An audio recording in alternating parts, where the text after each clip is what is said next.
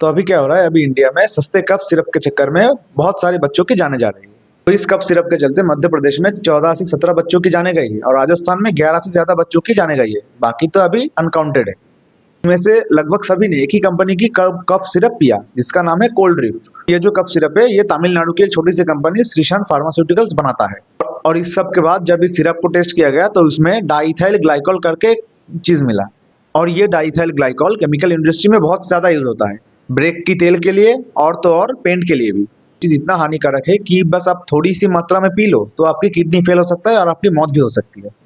और तो और इस कफ सिरप में और भी कुछ इंग्रेडिएंट्स जो यूज होता था वो बैंड है, तो 4 साल की बच्चों के नीचे देना मना है। लेकिन बात यह है, ये पॉइजन जैसा कफ सिरप मार्केट में आया कैसे? तो एक्सपर्ट्स का कहना है कुछ छोटी कंपनीज अपने पैसे बचाने के लिए ऐसे चीप केमिकल्स का यूज करता है, जो बच्चों के लिए और कोई भी इंसान के लिए बहुत हानिकारक होता है। और तो और ये बनने के बाद प्रॉपर टेस्टिंग भी नहीं होती, क्वालिटी चेक भी फेक होता है और हमारा सिस्टम इतना वीक है कि ये सब मार्केट में दुकानों में चला भी जाता है।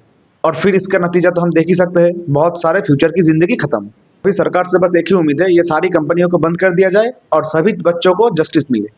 आपको इसके बारे में क्या लगता है, कमेंट में जरूर बताइएगा। तब तक के लिए जय हिंद।